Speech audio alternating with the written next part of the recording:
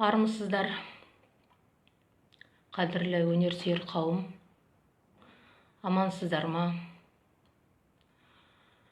Сіздерді осы наурыз айында өткен ұлыстың ұлы күні наурыз мерекесімен шын жүректен құттықтағым келеді.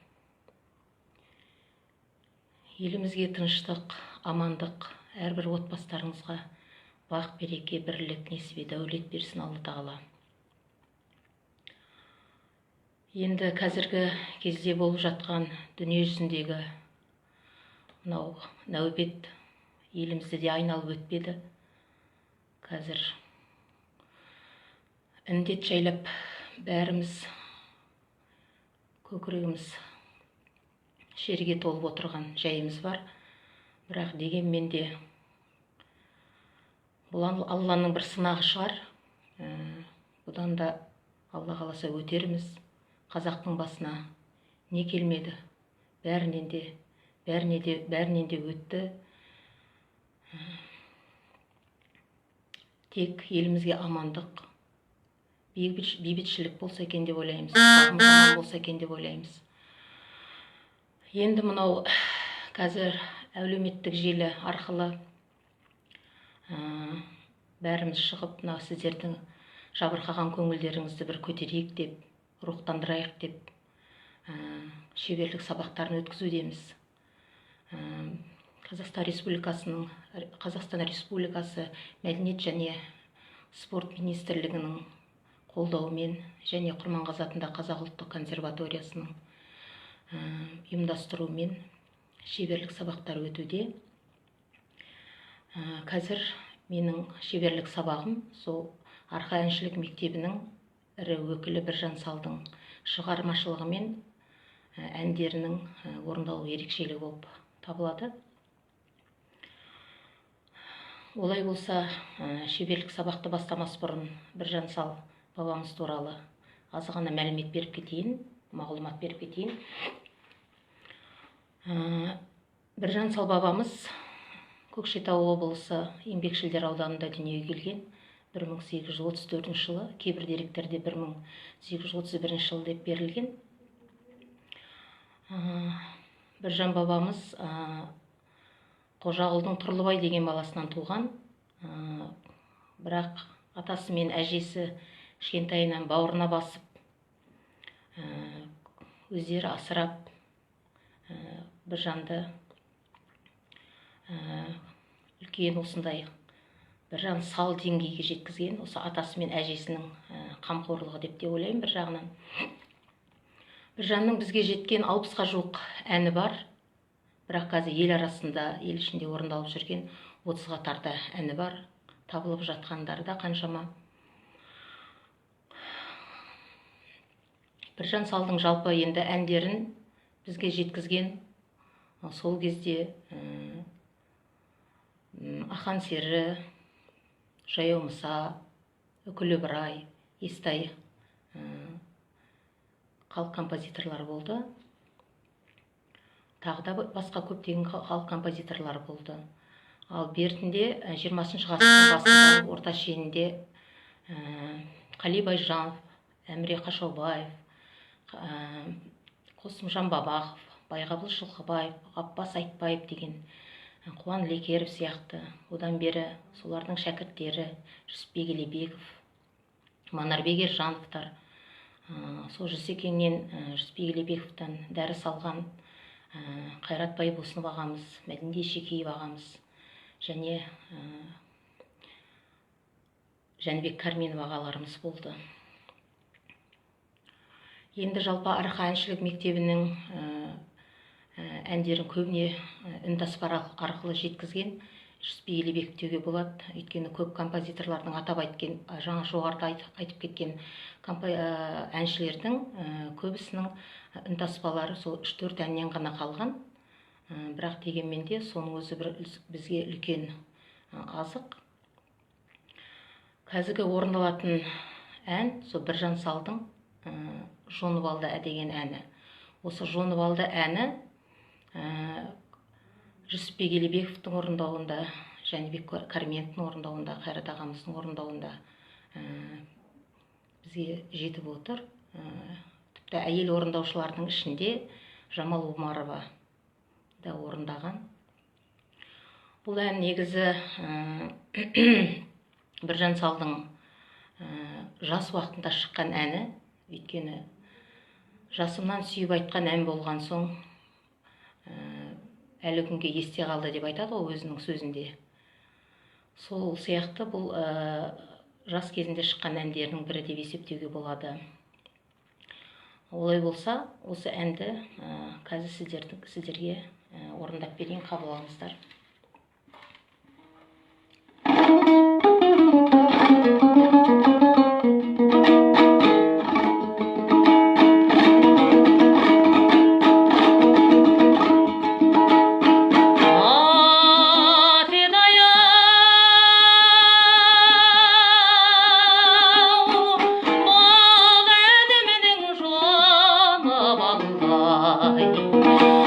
Алғандай сұлу жаны бүрім талдай, жасымнан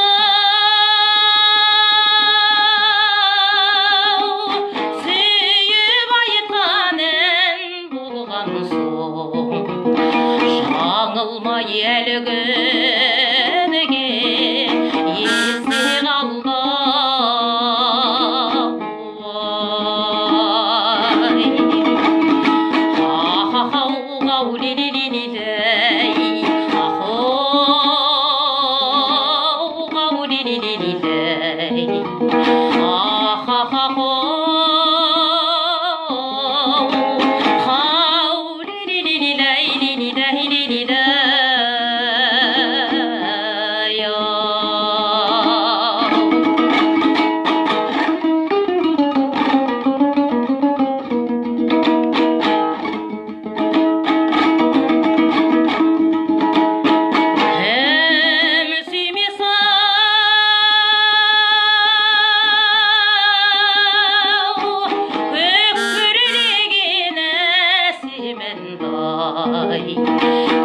Көңілдің күйін шерткен көркем сәндай, болғандай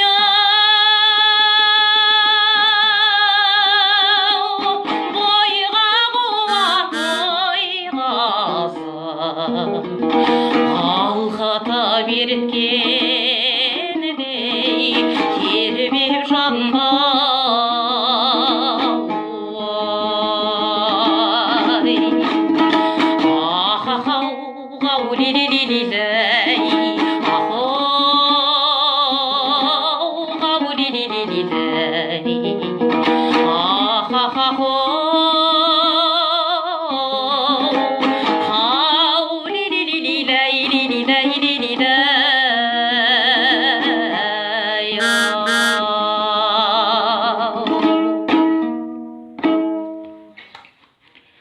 Рахмет көп-көп лебіздеріңізге, тілектеріңізге. Қазіргі орындалатын ән Біржан Салдың Бурылтай әні. Бұл әннің жалпы шығу тарихы, бұл Біржанның қартайған кезінде шыққан ән, сақал мұртының көк шалып, бурыл тартқан кезінде шыққан ән. Енді Біржан қартайғанда ел аралай алмай үйде отырып қалады. Оның үстіне ағасы Біржанның ағасы Ержан мен Нұржан сүйегің далада қалар үйде отыр дегеннен кейін Біржанның да қартайғанның да қартайған шағы да содан Біржанды жан-жақтан елдер іздеп келеді. Әнін сағынады. Бірақ Біржан ешқандай қартайдым-ау деп мойымайды. Келген халықты қошеметпен үйге күтіп алып, жаңа әнін шырқап, көңілі бір көтеріңкі болып, шіркін кезінде ел аралап жүруші едім, қазір ол кезде өтті ғой дегендей, қартайдым ғой дегендей, жаңағыдай осы Бурыл деген әнін шығарған екен. Негіз бұл әннің аты Бурыл, кейін халық арасында Бурылтай деген атпен жайылып кеткен. Ендеше сол әнді қабыл алыңыздар.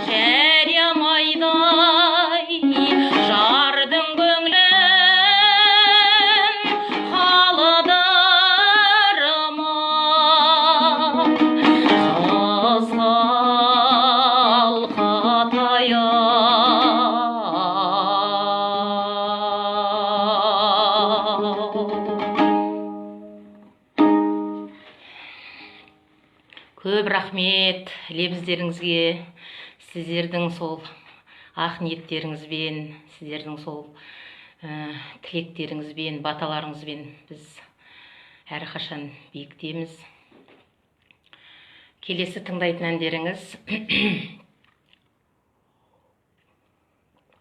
Біржан Салдың Жалғыз Арша әні. Жалғыз Арша әні жалпы Біржан ел аралап келе жатып, бір болыстың үйіне жиынның үстіне түседі. Сол жиында Қозыбай деген болыстың үйінде, сол жиында шығарған әні, негізі әннің аты Жайма шуақ деп айтылады. Осы әннің жалпы бірінші шумақтағы бастапқы жолы қарқаралы басында Жалғыз Арша деп басталады ғой, сол Жалғыз Арша болып аталып кеткен. Олай болса, сол әнді тыңдап көріңіздер.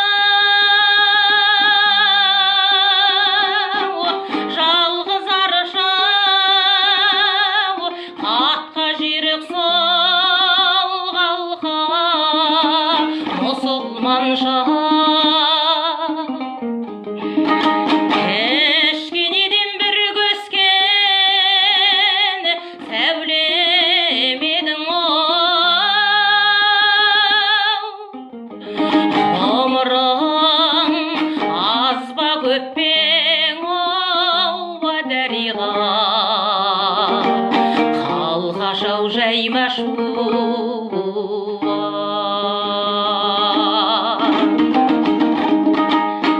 өттің жалаған кештің сайран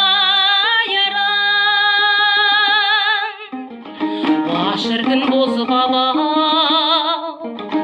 жастықтың әсерімен осалды ма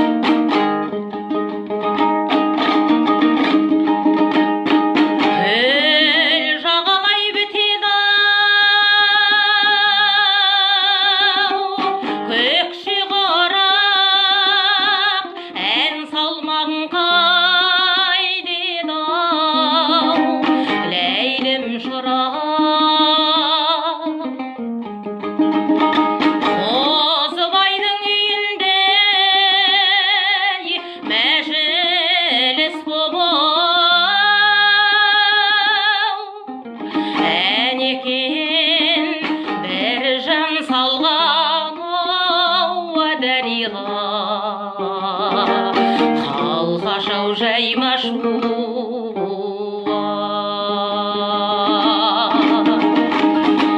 өттің жалаған кештім сайран шіркін бозбала жастықтың әсерімен осалды ма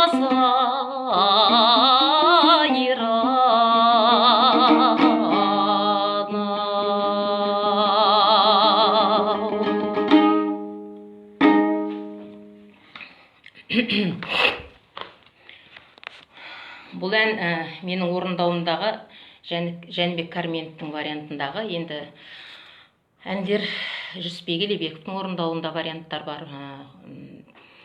Мәдениет Ишекеев, Қайрат ағамыздың, енді әркімнің мысалға өзінің жанына жақын жаңағы варианттарын алғысы келеді. Мен осы көп әндерді Жәнібек Кәрменовтің вариантында алдым деуге болады.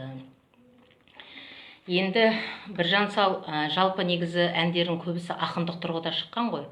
Өзі тек халық композиторы, әнші ғана болмаған, ақын болған, қаншама айтыстары бар. Мысалға айтыс ақыны болған, қаншама қыздармен айтысқан, және де әндердің ішінде сыршыл, ғашықтық әндер де бар. Соның тағы біреуі бұл ғашығым әні.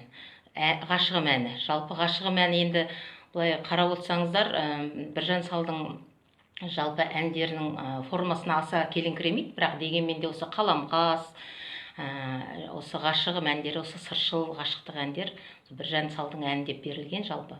Енді осы әнді тыңдап көріңіздер.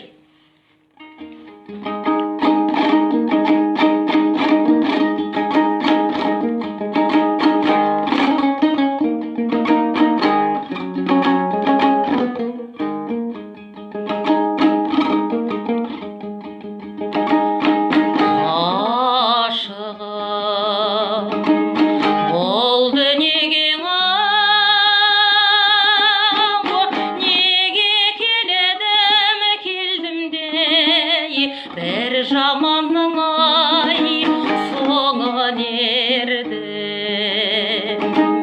сен алмай сендім дерген достап аламай екенін өмір фәни ай енді білдім. Ғашығым асылым, ғашығым асылым, қайғың менен ажырадым,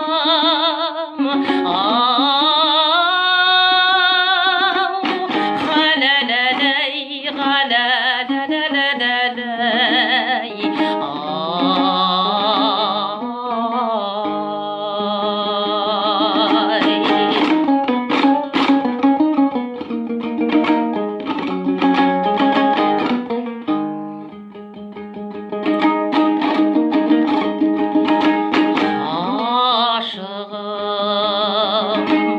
тақ атса бұрау,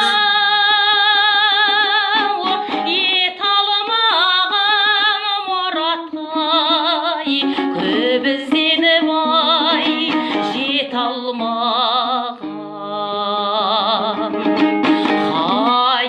Қайырылсам төк қаршығаңа, қазалмайдай жібекті шын қоладай түт алмаған. Ашығым асылым, ашығым асылым, қайғың менен ау жасыдым, ау халәләләй, халәләләләй,